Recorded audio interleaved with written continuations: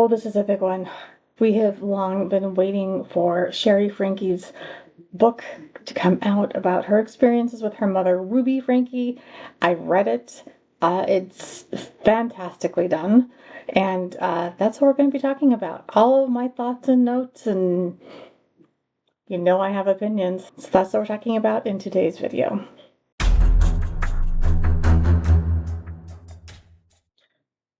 So if you're new, welcome. I'm your host, Annette Lyon. I'm a true crime junkie, woman of faith, which is why a lot of my videos have in the intersection of true crime and religion. And I'm also a novelist, USA Today bestselling author of the suspense novel Just One More, and a whole bunch of other stuff that you can look up. All my socials are in the description. But today we're talking about Shari Franke's memoir. She, of course, is the eldest child of a convicted child a schmoozer, Ruby Franke, and she talks all about Ruby and Jody and all of that craziness that has unfolded over the last few years.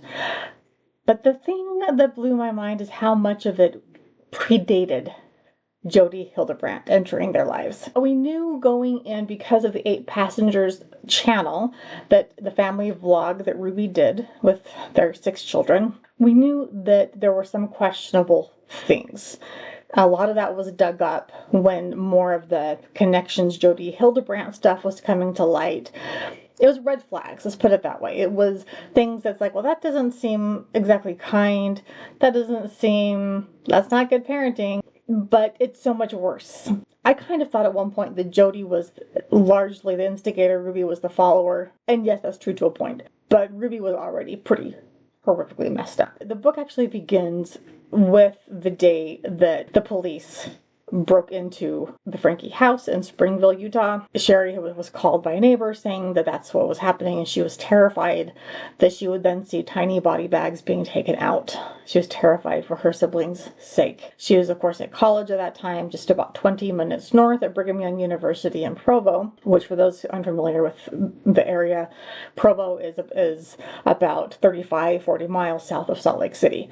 So Springville is another 10-15 miles past Provo, south of it. She describes it as a surreal vision of the Truman Show for her social media disciples. That was her life growing up on this family vlog. Was sort of like the Truman Show, if you know that movie. Then when she backs up and talks about her parents meeting and getting together, Ruby was the oldest child of 5. She grew up in Logan, Utah, which is more than an hour north of Salt Lake City, and it's close to the Idaho border. And Utah State University is one of the oldest universities in the state, but she never finished her degree because it sounds like she was looking for a husband more than anything. She had chosen accounting as her major, but then she did drop out eventually as soon as she got married. I don't know if she really got into her accounting studies at all before she dropped out, because she was looking for someone that, in my opinion, could be a doormat, hence Kevin.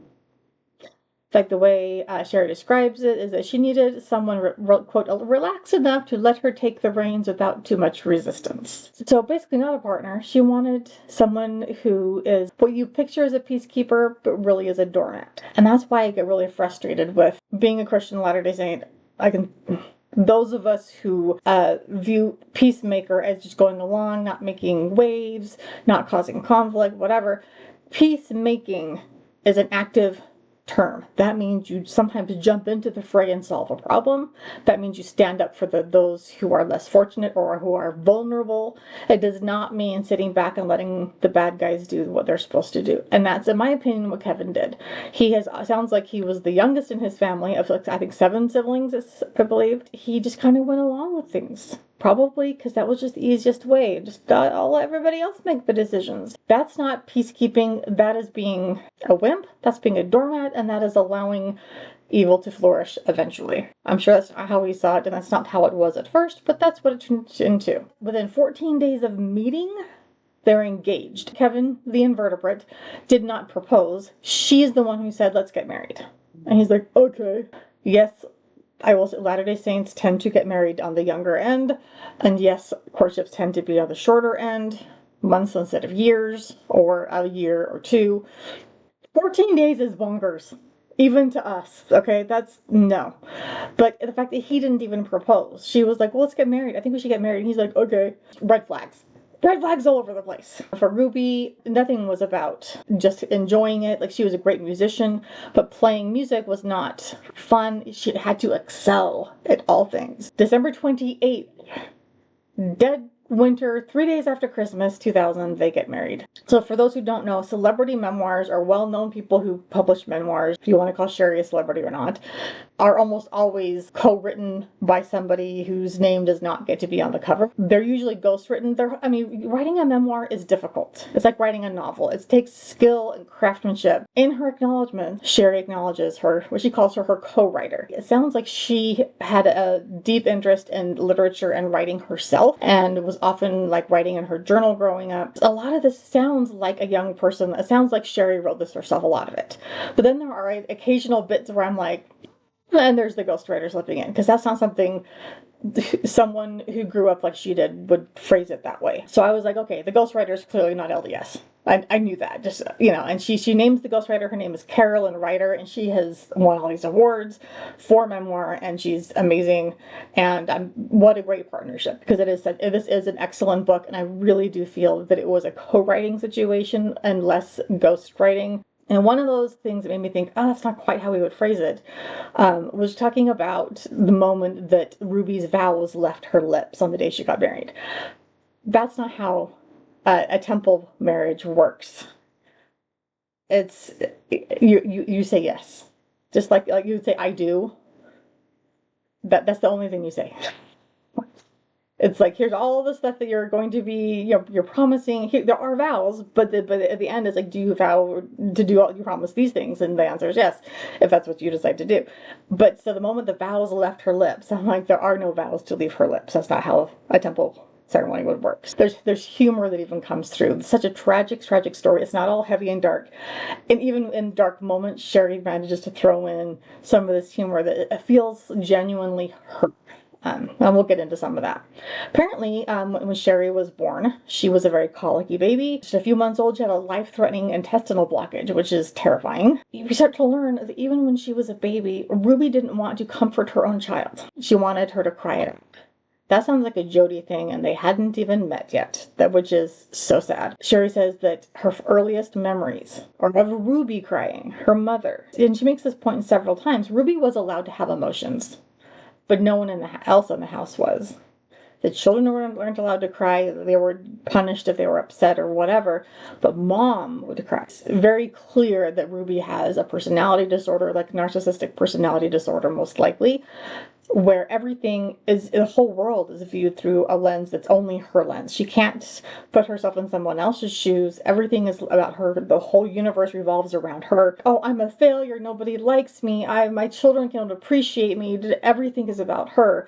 If her child gets hurt and is crying, she must not love me, rather than saying, oh, my child got hurt. Let me comfort my child. Shari's earliest memories or her mother crying. That's messed up. She says, my tendency to bottle up emotions, to present a stoic face to the world, are these echoes of an infant learning that her distress will always go unheeded. Right about the time the Iron Curtain fell and the Soviet Union was falling apart, where there were orphans in Romania withering away, not because of lack of food, but because of lack of physical contact and care. And they were sick and dying, but they weren't crying because they had learned that crying did no good. Instinctively, crying is something that brings help, brings aid. I'm hungry, I'm cold, I am in pain. But these babies weren't even crying. They were just silent and dying. That's what this reminded me of. That she, as a young age, Shari learned to bottle up her emotions, because expressing emotion not only did not get her help and comfort, but it also got her punishment. And even before I could form words or thoughts, was I learning that my pain didn't matter, that my needs were inconvenient. I can't help but feel sadness for the baby girl who cried for her mother, who wanted a different kind of love than the kind she received. Did you ever receive any kind of love? A love that allows for vulnerability, for tears, for the full range of human emotion. A love that allows a child the freedom to feel. Oh, breaks my heart. Ruby's initial foray into the online world, showing her family, wasn't with YouTube, it was with blogging, justifying her family vlog, saying, I want my children to have a place on the internet to go and enjoy reading about themselves to see how they've progressed. Even that was just all for show. Like a lot of her posts were about cooking and recipes, and Shari says something that looked good, but she didn't actually know how to make them herself. So she was already, as Shari says, sacrificing authenticity on the altar of appearances. And apparently, anytime Ruby would suggest something, you had to be very excited. Anything less than unbridled enthusiasm, as the way she describes it, would make Ruby just fly off into her rage. So Ruby could be angry and sad. She could cry. She could rage, but nobody else could. If Shari showed a sign of displeasure on her face, I mean, I can only imagine if one of the teenagers rolled their eyes, oh, heaven forbid, then she actually would get a smack on her lips, a tug on her hair or on her ear. I was surprised to learn that even when Shari was just a little kid, she was getting physically hit. For those who are okay with like a spanking, it wasn't even like it's just a quick swat to the butt with a diaper in the way. This is attacking her. She wasn't allowed to cry. As Shari says, in hindsight, you can see, oh, this was my anxiety causing problems, but she would sleep at night and her stomach would hurt, which is often a sign of anxiety disorders. She would come to her mother at the middle of the night and her mom would say, there's nothing wrong with you, go back to bed, instead of comforting her own child. And yet down the road, Jody invaded their family and moved in. She would have nightmares and problems, and Ruby's like, I better sleep in her. So she would be willing to comfort Jody, but not her own child.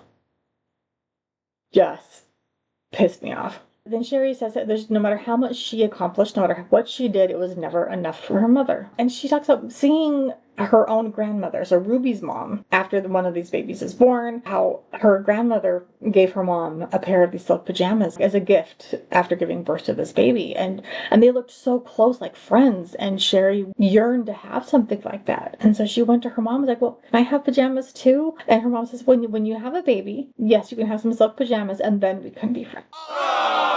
To clarify, I'm not one to say that a parent and a child should be best friends. That's not a healthy dynamic either. I mean, I love the Gilmore Girls TV show, but it's an unhealthy mother-daughter situation. To say that the only way that we can be peers in any way is once you become a mother, that's messed up. Is that Shari has to accomplish that thing. For what little sympathy I can try to attempt to muster for Ruby, early on at least, I feel like she drank the Kool-Aid that some people on the conservative end of things tend to preach, that the only fulfillment and your only mission in life and the only thing you could do that is of worth is to be a mother. That is very common among religious circles and a lot of beliefs, and I do believe that being a mother is important. I am so grateful that I was able to be a mother, and my 4 children, raising them, I think is the most important thing I will have ever done. But it's not for everybody. After that whole situation, Shari just realized that she would have to wait to be loved. But yeah, pregnancy remained her highest calling, and it was like that gave her worth, I think. In Ruby's own eyes, pregnancy, the more pregnancy she had, the more children she had, that gave her worth. There was one quick section when it's talking about temples and baptismal fonts and jumpsuits and this and that. That made me, it sounded like she was going to be doing baptisms for the dead, like, proxy work for those who, like your ancestors, you could be baptized on behalf of them. That's something that happens in temples. And then suddenly she's talking about her own baptism. I'm like, oh wait, we're not 12, we're 8. The discussion of temples and jumpsuits and fonts, and then suddenly jumping to her own baptism was jolting. And that's, again, I think a remnant of her ghostwriter, co-writer. There's so many moments in here where I just was like, it broke my heart knowing that some people are so misguided within my faith, teaching things and that are just bonkers and wrong. And I had a friend, she would say certain things and she'd say, well, what about this and that? And I'm like, we don't believe that. Who told you that? And she goes, well, my young women teachers or my Sunday school teachers or my seminary, people who had taught her, as she was growing up. And I was like, I am so sorry that anyone ever told you that, because that's wrong. We don't believe that.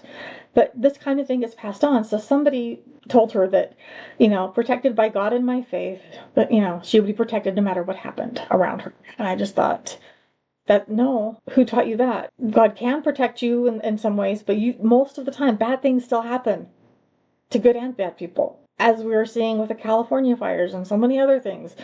Bad things happen to good people. Heck, the Holocaust, wars. God can help us get through them. and that he can help refine us and become better people rather than bitter as we go through those things. But that's no. Another weird little ghostwriter problem. She talks about, she lists elements of the church's founding with Joseph Smith and some of his weird treasure hunting escapades and all this stuff. And she describes it as happening in the 1830s. And almost everything she described actually happened in the 1820s, prior to the official organization of the church, which that was 1830. So just another one of those little not quite accurate moments.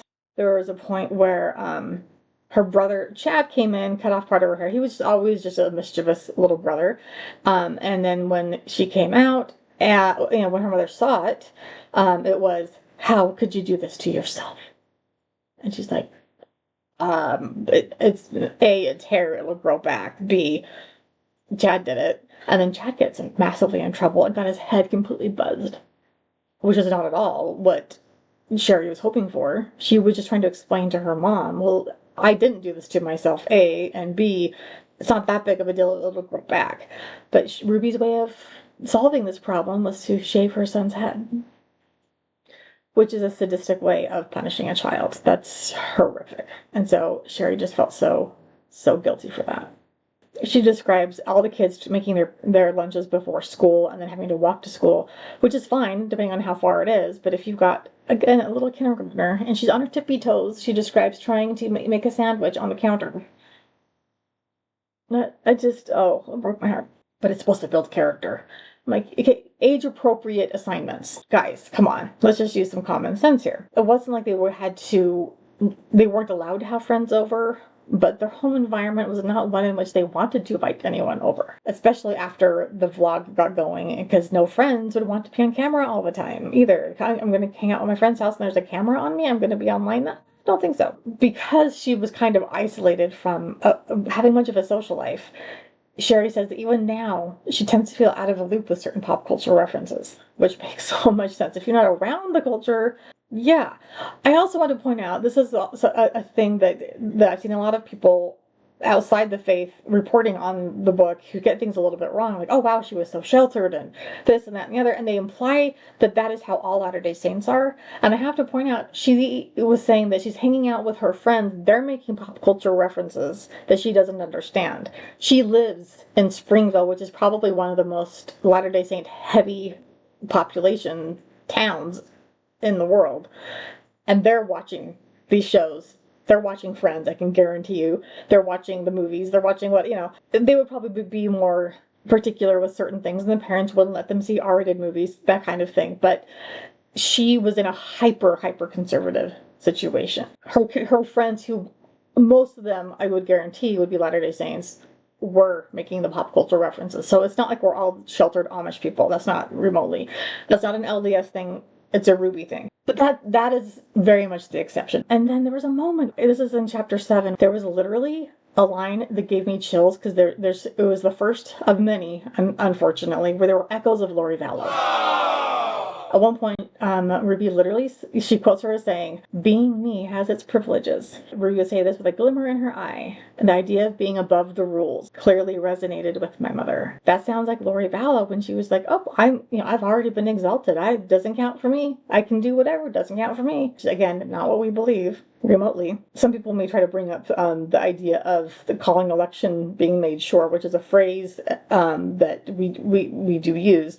The idea behind that, I think I've mentioned this in one of my Chad Daybell videos. If your calling an election has been made sure, essentially it's that you have purified yourself, that you are so righteous that you would never do anything that would kick you out of the highest level of heaven. People misunderstand that as saying it has been promised that no matter what you do, you'll get into the highest levels of heaven. That's not what it means. It means that God knows you have reach that level, that you would never commit murder, you would never lie, you would be doing good always. You have become that. Not that, you earned enough points, so no matter what you do now, you're free, which is how Lori interpreted it, and probably it sounds like how Ruby interpreted it, assuming they thought that their calling an election had been made sure, which I think Lori did believe.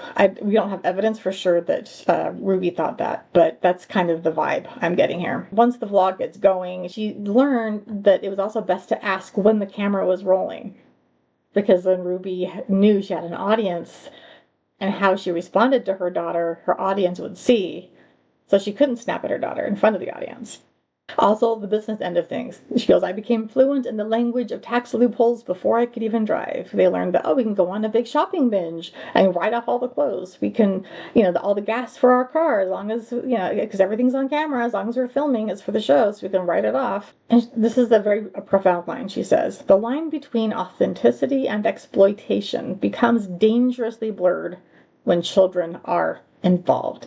And that's where I got really frustrated when I saw a clip of the video that her aunt Bonnie made, because this Ruby's, I think, has two sisters, I think, at least, who also do vlogging and include their children, and that there have been no allegations against them, because Shari has spoken out saying there is no ethical family vlogging. The children should not be employees of that kind of thing. They need to have their lives. And she's spoken out, as you probably know, to the Utah legislature trying to get some things changed there. Bonnie was like, well, children they're too young to give consent, so I give consent on their behalf, like at the doctor's office or anywhere else. And yeah, but so did Ruby. That Ruby was giving consent for her children to be filmed, and that was harmful to them. So who's to say that you have the best judgment? Who says that anyone should be allowed to give that kind of consent on behalf of their minor children? Shari says, what does consent really look like when you're a child too afraid to say no? As we know today in other contexts,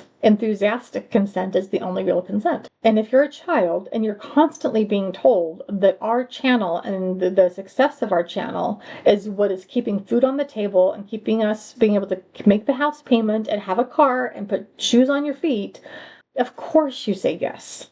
No 6-year-old, 10-year-old, 16-year-old will say no when there's that weight on your shoulders. If I say no, my family's life falls apart. Even if that's not entirely true, that's the weight on their shoulders. That's not genuine consent. Shari, as a teenager, she's figured out, okay, if I want to have my own nest egg, I'm going to do my own channel. So she created her own channel, which she has since taken down as a teenage influencer. She knew how she had watched her mom. She knew how to make this happen. What kinds of things might be interesting, how to make a thumbnail, all of that fun stuff. And she got, a pretty good following. And she was hoping her mom would at least just mention her channel on the family one. But her mom says, nope. You have to earn it yourself, 100,000 followers, and then I'll give you a shout out. Because I only give shout outs to channels that have at least 100,000 followers. On the one hand, I'm like, yeah, I can see the idea of like putting forth the effort and earning it yourself. And yet that just that's an awfully high bar for one. But also, why not just support your kid? Would it really be that much skin off your teeth to just do a quick little shout out? But the way she phrased it was, I'll shout you out once you've built a channel worth promoting. Way to just undercut your kid. She just makes me so mad. When she actually said to her kids, YouTube is the most important thing that ever happened to this family. Let's hope not. How immature can you be to think that YouTube is the most important thing to have ever happened to your family? This is another area I wanted to point out that Latter-day Saints are not as restricted as so many people think. She talks about when she actually had the chance to, she got to know this guy Jake, who's kind of her first, I think it was junior high, and their first big crush, and they were kind of boyfriend girlfriend, sort of, keeping things secret from her mom, and they shared a kiss under this tree, and how sweet that was. Very sweet story. Some people are like, oh, that was huge because that was a major sin. And I'm like, no, it's not. It's not. No. Like, sex before marriage would be, especially if they were a junior high kid. But a kiss, no. I have the advice and the counsel is, wait till you're 16 to date. I can guarantee you almost everybody, we all kissed plenty before we got married. Kissing a guy is not a sin. It's not. And then we get to Kevin. Some of his responses were just... He was loving, but he never went against Ruby. And wanting to have a united front is great if that united front is a positive, good thing. But he never, ever protected his children. Shari went to her dad as a teenager and said, Dad, I'm depressed. I think I need help. He says, thanks for telling me. We're going to get through this together. But then he talks to Ruby and, nope, we're not going to do therapy. No, we're not going to do medication. Nope, sorry. That relief that she had very briefly. It didn't last long. She said, therapy, don't be ridiculous. You just need to sleep better, exercise more, and eat right. Because that will change the neurotransmitters in your brain. Yes, those things can help. When you're dealing with clinical depression, those things aren't enough. Therapy and medication can go a long way you can't just fix it with eat better. No, the way Shari managed to cope was to just tune out her mom entirely, retreat into her own world, just avoid her altogether. So there were a couple of moments I was so grateful that Shari shared about her church leaders, because they are mortal, they're imperfect, but some of them were very good, and I was so grateful that she had some supportive bishops. It reminded me of Tara Westover's book Educated. She also grew up Latter-day Saint in very bizarre, strict levels, and she also reflected and represented some positive, normal Latter-day Saints, and she saw normal kids being normal kids, and she represented that in her book. So that's Educated by Tara Westover. Highly recommend it, because her family is messed up. That's not a normal LDS situation. So in the same way, Shari's bishop at one point, when she was talking to him, she's talking about how sinful she feels, and he's like, you haven't really done anything that's sinful. She's like, I want professional help. So that's nothing to be ashamed of. He says, it's okay to take care of your mental health. He actually suggested a therapist, and she says, my mom won't let me. It's obvious your scrupulosity is causing you a lot of distress. Thank heavens this guy knew what that was. I've seen this in so many people. Every tiny little thing is a point or not, plus or minus, is going to send me to hell. Keeping in mind, again, Latter-day Saints, we don't believe in hell and an eternal burning damnation. We don't. That's not our doctrine, and so it pisses me off when I see people like Ruby and Lori Vallow, and I'm going to call her Lori Vallow even though she wants to be called Daybell. Just saying. People like that. Like, oh, if you don't do this, that, and the other, you're going to go burn in hell. I'm like, we don't believe in a burning hell. Stop it. We don't. That's not what we believe. So knock it off. Like, no. You're doing good things, and you're trying, and you're making an effort. You're not going to hell. Just stop it. The situation where, here, I'll wax your eyebrows, that she accidentally waxed off half of her eyebrow. I suspect it wasn't accidental, but I don't think Ruby would admit that. But she's filming the whole thing. And so she has to go to school, missing an eyebrow. And how embarrassing was that? And thanks to Shari's rebellion, she was a good kid. She was such a good kid. Straight A's, trying to be doing all the right things. Her mom decides, no, you need to go to a different school, because you were talking to a boy when you shouldn't have been. It's not a public school, it's a private school. The classes are much smaller, the teachers are excellent, and everyone there will be of our faith. Oh no, not that school. I know that school. So I'm pretty sure there aren't too many private schools that would fit under that umbrella. And yeah, I've heard things.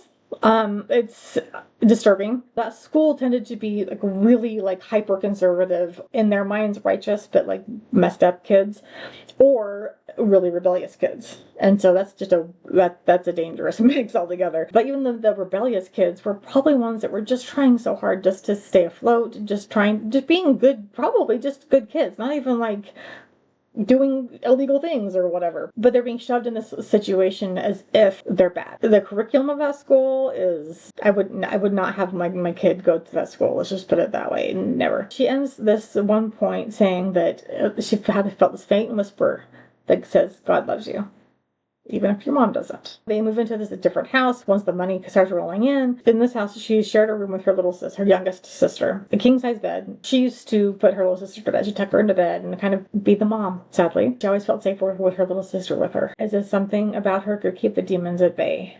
And she goes, usually she was in bed long before me, but that night she was the one she tucked me in as I crawled under the sheets. I was grateful for her presence, this tiny guardian angel who could make even the darkest nights feel a little less lonely. Ruby turned Shari into a mother figure, and even her youngest child is then being a mother figure to her oldest child. I'm so grateful Shari had that, but it breaks my heart that was something that was even remotely necessary. Some of the humor, here's one of the little moments. It was, oh gosh, the lens of her iPhone camera, seeing everything like Sauron, the giant flaming eyeball of doom, from the Lord of the Rings. I was like, I like that. That's good. She was able to go to therapy briefly, but the minute she brought up anything to do with her mom, and that was just, I don't want to take piano lessons anymore.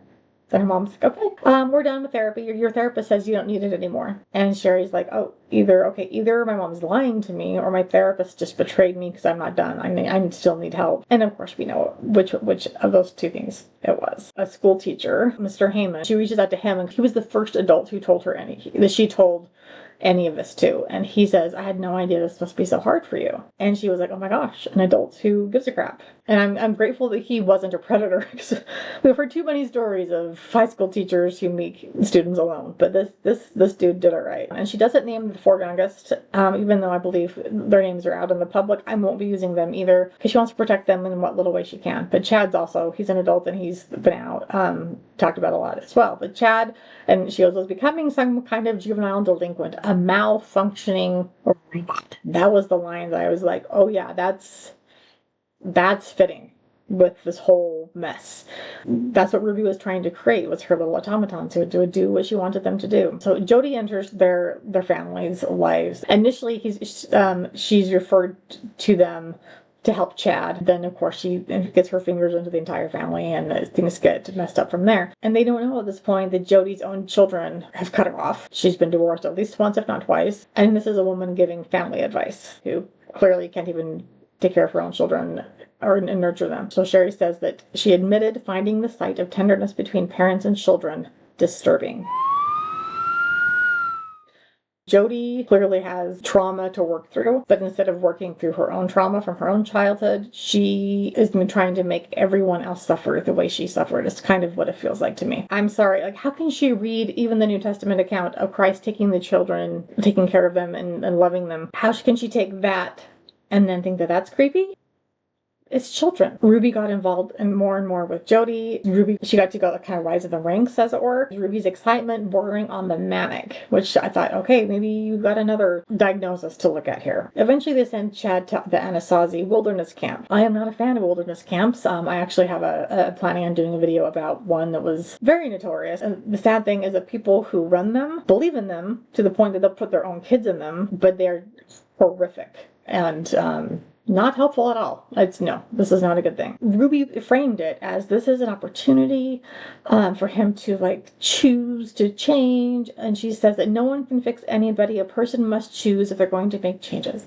And this struck me as just so pathetically ironic. Our church does believe in free agency and the importance of choice. And yet people like Ruby try to control their children so they have no choice except to change how I want you to change. No, guys, that's not how this works. And then, this is another little moment of humor. After all, arguing would probably lead me to being sent to the desert too, and I sunburn easily. Look, I love you. Love your humor, Shari. That's great. She starts to Google Jody and learn more about her. And I thought that's sad that the daughter is doing more research on this therapist than her mother is when she's bringing her in and to help her own kids. That's messed up. She's falling down this rabbit hole and discovering all of these things about Jody's past. I mean, she's had her license suspended at one point as a therapist, which I think should have been revoked at the time, but live and learn. That her children have been cut off from her, all of that. So she goes to Chad and she's like, I don't know about this. But Chad has kind of already been somewhat brainwashed into believing that Jody's a good thing, and he tells on her. And then Ruby, of course, flies off the handle and says that anyone who doesn't like Jody is hiding something. It means you're threatened by the truth that she speaks. So this is where you go, cult much? Cult leader, Danger Will Rogers. No, let's not do that. Kevin's response to all of this: it was easier to go along with it, meaning Jody and all her crap, than to risk becoming the next target of Jody's truth-seeking missiles. Mr. Dormant. In the moment, it might have been easier, but now the cleanup of what you didn't prevent is massive and ongoing for the rest of your children's lives. Good job, Mr. Invertebrate. I was kind of blown away at the cost of Jody's trainings, and which explains her $5.3 million house that she lived in alone. Massive thing. There was, to me, it was obscene that she had this massive house that she built out. An 18-week company leadership training would cost just shy of $15,000. What? That's the leadership stuff. Personal training was about $5,000, and that was. But if you did that and then wanted to be trained to be one of the coaches, then you had to do the $15,000 one. And then, in classic abusive style, red flags. If people are trying to isolate you, run from that person. Connection students were urged to distance themselves from anyone by not living by Jody's truth, not by the truth. Not by their truth, but Jody's truth. Red flags, guys. Red flags. Run. In Jody's weird world, the key to connection, which is, of course, the name of her program, spelled funky, but the key to connection was apparently disconnecting from all of these other people. So over the course of a couple of years, Ruby, who had been so close to her mother, that Shari almost describes their relationship as codependent, Ruby eventually even cut off her parents and siblings. The husbands went along with it. And convinced that somehow it was in the best interest of their families. I don't know how Jodi had that kind of power over these people. Client confidentiality kind of didn't exist, which is another massive red flag. Therapy and confidentiality is huge. Jodi had this concept of rings of responsibility. If you were quote unquote distorted, you'd be stripped of your responsibilities, except for self-improvement. No job, no community, no family. Just you and Jodi's teachings in a vacuum of solitary confinement. But you have to pay for the privilege, all in the name of healing. When Jodi entered their lives, some things at first seemed better because Ruby was no longer screaming and yelling. She wasn't hitting them anymore, but the abuse turned psychological, and that ends up becoming a bigger problem because it's hard to prove neglect, and the psychological end of that is hard for law enforcement to then say, oh, here's the proof we need to remove the children. If there's a broken leg and a history of bruises, easier to say there's very clear, unequivocal evidence. Many times along the way, DCFS tried many times, and they believed stuff was going on, but they couldn't intervene because they didn't have enough proof. Part of it was this new free range law. I think they said it was passed in 2018, thereabout. The idea was to protect parents who were being reported to CPS for stupid things, like letting their kids walk home from school when it wasn't just a couple of blocks, or to go play at a park across the street. Kids could have some independence. The unexpected consequence, people like Ruby could get away with things that actually were neglectful. Under Jodi's restrictions, the family started taking things away from the kids. Chad was into sport. That was his one happy place in high school, and he was stripped of being able to be in football. Shari was stripped of being able to be part of track. Shari could not figure out why Jodi has this kind of control over people. Was it the way she enabled people's hatred of others and themselves? Feed that hatred and it grows? Ruby felt that unless they embraced connections, healing would never be possible. If you think the only solution is somebody else's idea of healing, that is a problem. Especially if she's a religious person, which in theory she was, turn to God. Turn to prayer. Don't turn to Jodi. She watched her mom, though, deleting family off of her phone. And this is healing? How is this healing, Mom? If Ruby could cut off the entire Griffith family so easily, what would stop her from doing the same to us? Would I wake up one day and find myself deleted from the family iMessage thread? We knew that Kevin was kicked out of the house. I don't think we knew that at the same time, Shari was cut off, and so was Chad. Shari would text her dad, happy birthday, happy Father's Day, would not get a reply. Kevin! For a group of people who purport to believe that family is so important, what? This blew my mind. Ruby tells Shari, you're not emotionally vulnerable with me. There's a wall between us. You think?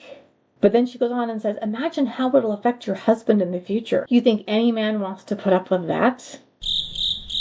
And to that I say, do you think any woman in Shari's position would want to marry a man like you, Ruby? Maybe she'll pick someone different. We do know that Shari's engaged now. Congratulations to Shari. And we don't know his name. I don't want to know his name. I want her to be able to have that privacy. But I suspect he's nothing like her mother or her father. Shari was given the option of either doing one-on-one counseling with Jodi over the phone, or she would lose basically her entire independence. She would lose her car, her phone, and have to be homeschooled. That's not a choice if you're being forced into it. Again, she has these little fun, little lighthearted things. She goes, who are these pod people masquerading as my parents? And then when she first starts talking to Jodi in these one-on-ones, Jodi is saying, like, your distorted thinking that has led to you behaving in an entitled manner that's creating issues in the family. Tell me about that. And she's like, I try to be a good person. I don't know. And then Jodi's like, well, everybody has areas where they can grow. Okay, that's true. Jodi takes these little kernels of truth and then she just distorts them herself. She's the one claiming others distort. She is distorting. Yeah, everybody can improve. Absolutely. Everybody can. That doesn't mean everyone is evil and going to hell. Another one that she gets that's messed up is she says, oh, logical fallacies. She says, logical fallacies are the lies we tell ourselves. I want to go all Indigo Montoya. Inconceivable! You keep using the word. I do not think it means what you think it means. Logical fallacy is like a straw man argument. There are very specific logical fallacies, but telling yourself lies, that you could call that something else, but it's not a logical fallacy, lady. Jodi says, I said, be honest, Shari, you were spreading lies, gossip, and rumors, meaning when she was expressing concerns about Jodi's techniques. The question is, are you willing to do the same work to be a happier and more fulfilled person for your family and one day your spouse? Sure I am, I said, feeling like I just signed a deal with the devil. Or at least the devil's life coach. pause it right there for the first half. Stay tuned for part 2. If you haven't yet, like and subscribe. It really helps out the channel, and we will see you next time.